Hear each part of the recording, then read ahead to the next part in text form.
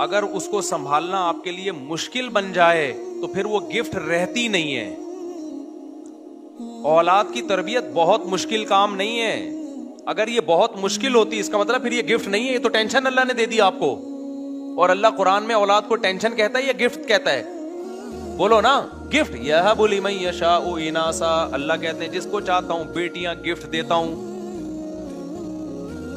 देखो, एक गिफ्ट होता है आपको किसी ने मिठाई का डब्बा लाके दे दिया, थोड़ा सा तो उसको भी संभालना पड़ता है, फ्रिज में रख दो खराब ना हो जाए। हर गिफ्ट को थोड़ा सा तो संभालना। ये जो बच्चे बिगड़ते हैं ना, उनके अक्सर बिगड़ते हैं जो थोड़ा सा भी नहीं संभाल रहे होते। चर्सियों में बैठ रहे हैं, हीरोइन में बैठ रहे हैं, उनको फिक्र ही नहीं है, टाइम ही नहीं दे रहे बिल्कुल उनको, या बदतमीजी से उनसे बात करते हैं, उनके अखलाक खराब कर दिए। बाज दफा माँ बाप अपने बच्चों से भी कभी तमीज से बात नहीं कर रहे, तो हर दफा तंज वाला लहजा होता है, बिगाड़ते हैं बाकायदा। अब मुझे बताओ, मिठाई का डब्बा कोई गिफ्ट देके गया आपको, तो उसको थोड़ा सा तो संभालना पड़ेगा आपको। यार फ्रिज में रख दो, एक हफ्ते के अंदर अंदर खा लो, यही होगा ना। और जरा टाइम पे खाओ, ऐसा ना हो कि 6 लड्डू खा लिया आपने, एकदम शुगर हाई हो गई, ये पेट खराब हो गया, एक खा लो, 2 खा लो। हर गिफ्ट को थोड़ा सा संभालना पड़ता है, लेकिन बहुत ज्यादा संभालना पड़ जाए तो वो गिफ्ट नहीं रहता, वो टेंशन है। मिसाल के तौर पर मिठाई के बजाय कोई ग्रेनेड गिफ्ट में देके चला गया, डब्बा खोला तो 6 ग्रेनेड है, उसमें पिन निकली हुई है, और कह रहे ये जरूरत पड़ने पे आपके काम आएगा, कभी दुश्मन से मुकाबला हुआ। आप कहोगे मेरे काम बाद में आएगा, ये मुझ पे पहले फटेगा। फौरन आप राब्ते कर रहे हो, कभी माहिरी ने ग्रेनेडी याद से, अबे भाई ये फट ना जाए, कोई बच्चा ना उठा के फेंक दे, यार क्या करना है, ये गिफ्ट है, ये तो अजाब बना दिया मेरे लिए। मिसाल के तौर पर और आसान, एक साहब मुझे बकरी का बच्चा गिफ्ट देके चले गए। बकरी का बच्चा तो थोड़ा सा बड़ा हो चुका था, मोशन लगे हुए हैं उसको, मैं उसको खिला रहा हूं, वो क्या होती है, ब्रोफ, वो नहीं होती यार, अबे वो मोशन की मशहूर दवा है, नाम फ्लेजिल, मैं उसको फ्लाइजिल खिला रहा हूं, फिर एंटीबायोटिक खिला रहा हूं, उसके दस्ती ठीक नहीं हो रहे, फिर 10 ठीक हुए तो पता चला लंगड़ा रहा है थोड़ा सा। फिर वो एक डॉक्टर को बुलाया, 2-4 दफा मैंने कहा भाई या तो किसी को गिफ्ट दे दे या इसको ज़बह करके खा जाओ। मैंने कहा अपने बच्चे पालना इतनी बड़ी टेंशन नहीं है जितना ये। उस बेचारे की नीयत नहीं थी ऐसी, वो तो हमारे पास हो सकता है आगे बीमार हो गया हो या पहले से बीमार हो, वल्लाहु आलम। लेकिन उस गिफ्ट को जो अब मैं उसके लिए ना मोटिवेशनल स्पीकर्स को सुन रहा हूँ कि एक्चुअली बच्चों बकरी के गिफ्ट कैसे, मैं यूट्यूब पे सर्च भी कर रहा था कि बकरी के बच्चे को मोशन लगे तो क्या करना है। तो मैं फिर माहिरे जो डॉक्टर्स वहां से आए हैं उनसे मैं गाइडेंस ले रहा हूं कि जी ये बच्चे में बीमारी हो जाए तो कैसे। इसका मतलब भाई ये बच्चा गिफ्ट नहीं है, ये अजाबे जान है, ये किसी ने अपनी टेंशन आपको पहनाई है। बात ये होता है कि गिफ्ट का लेबल होता है लेकिन टेंशन आपको बोलो पहनाई जा रही होती है। यार मुफ्ती साहब को शौक है ये बिस्मिल्लाह ही अल्लाहु अकबर पढ़ के, तो अल्लाह ताला ने औलाद को गिफ्ट करार दिया है। क्या करार दिया है? इसकी तरबियत कोई बहुत रॉकेट साइंस की जरूरत नहीं है, वरना ये गिफ्ट नहीं है, ये अजाबे जान है। तभी तो इन लोगों ने रॉकेट साइंस रखा हुआ है उसकी तरबियत में ना, तभी इनके 2-2 होते हैं, 2-3 के बहुत मुश्किल काम है, उसको बहुत ज्यादा मुश्किल है, तभी औलाद को बोझ भी समझते हैं। ऐसा बिल्कुल भी नहीं है। चंद चीजें हैं बच्चे की तरबियत में, वो कर लो, फिर गालिब यही है कि इंशाल्लाह नेक बच्चा बनेगा। फिर भी बिगड़ जाए तो वो तो 100% तो भाई गारंटी किसी की भी नहीं होती। नूह अलैहिस्सलाम का बच्चा भी तो बिगड़ गया था ना। चंद चीजें हैं, चंद चीजें क्या है, बच्चे को बुरे माहौल में बैठने बोलो, बोल लो ना यार, उसकी दोस्तियां मत कर, और दोस्तियां ज्यादा खराब होती है स्कूलों में। बाज़ दफा अच्छे स्कूल में बच्चा बिगड़ गया, याद रखो स्कूलों का सिस्टम ना होता ना तो सब नेक होते, ये तो मैं लिख के दे दूंगा। स्कूल और कॉलेजेस अगर ना होते तो हम एजुकेशन हासिल करते ना करते, ठीक है एजुकेशन में भी, लेकिन नेक सब होते हैं, ये ज़हन में रखना। हमारे स्कूलिंग सिस्टम और कॉलेज और यूनिवर्सिटियों का जो सिस्टम चल रहा है ना, वो सिस्टम नहीं है, वो सिस्टम है। तो बच्चों की तरबियत का मसला भी इतना ज्यादा उसको कॉम्प्लिकेटेड नहीं बनाए, वरना ये नेमत नहीं है। ये क्या, तभी तो इन सेकुलर लोगों के 2-3 एक्चुअली पालना बहुत मुश्किल, एक्चुअली सिर्फ बच्चे पैदा ही नहीं करने होते, एक्चुअली एक एक बच्चे को वो चाहिए, वो क्या कहते हैं, हमें तो वो भी नहीं पता क्या चाहिए इनको। हर बच्चे को आपकी जो है ना तवज्जो चाहिए, तवज्जो, इतनी फुल तवज्जो देके भी वो अजीब सा मम्मी डैडी सा बन रहा होता है। वो तवज्जो चाहिए, हम भी मानते हैं, लेकिन इसकी तवज्जो चाहिए, पता है जितनी माँ बाप की तवज्जो चाहिए उतनी ही बहन भाइयों की तवज्जो चाहिए उसको, जो कसरत से हो खेलने कूदने के लिए। बच्चे को अगर बहन भाई नहीं मिलेंगे, वो गली मोहल्ले के बच्चों के साथ खेल के सुधरेगा नहीं, बल्कि बिगड़ेगा, वो बिगड़ेगा। बहन भाइयों में अल्लाह ने ये जज्बा रखा है, खुद जितने बिगड़े हुए हों कभी भी नहीं चाहेंगे कि हमारे बहन भाई भी खराब हो जाएं।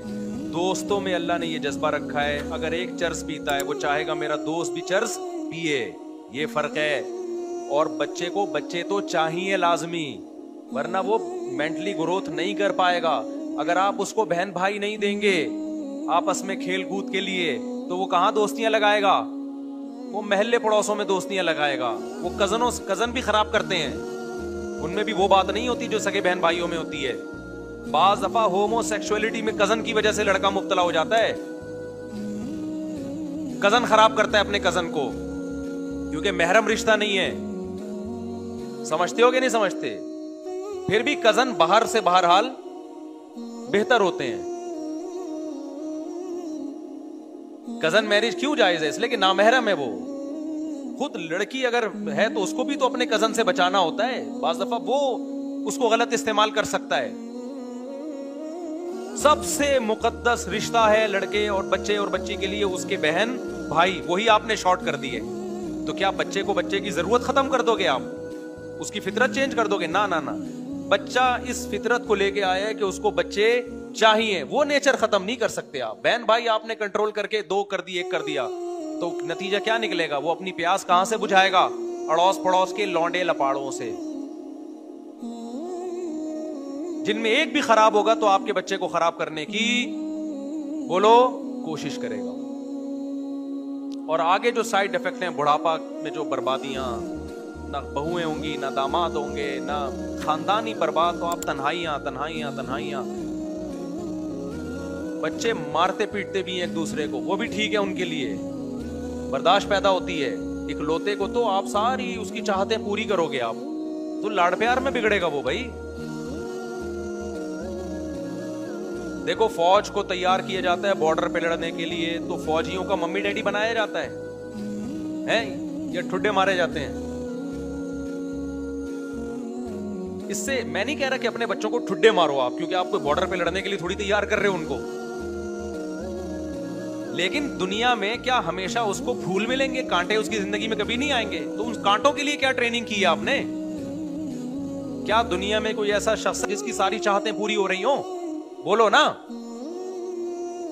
मुफ्ती साहब, तलाक के बाद इद्दत बीवी को बीवी ना हुई हो और शौहर निकाह कर ले तो क्या जायज़ होगा? अच्छा, बीवी की इद्दत पूरी नहीं हुई और शौहर ने दोबारा निकाह कर लिया। ये खूब समझ लें, जब मियाँ बीवी में डिवोर्स होती है तो औरत पाबंद होती है कि जब तक उसकी इद्दत पूरी नहीं हो जाती वो कहीं और निकाह नहीं कर सकती। इद्दत का मतलब है अगर उसको मेंसेस आते हैं, हैज़ आता है, तो 3 मेंसेस आ जाएं। जब तक 3 मेंसेस नहीं आएंगे वो कहीं और इस्लाम में शादी नहीं कर सकती। शादी करेगी तो वो कलअदम होगी, जिना कहलाएगा वो। और अगर वो प्रेगनेंसी है उसको, तो जब तक बच्चा पैदा नहीं हो जाता वो कहीं निकाह नहीं कर सकती। बच्चा पैदा होने से पहले कर ली वो निकाह भी क्या है? जिना है। और शौहर की अगर डेथ हुई है तो 4 महीने 10 दिन से पहले वो कहीं निकाह नहीं कर सकती। ये तो औरत का मसला है। मर्द का क्या है?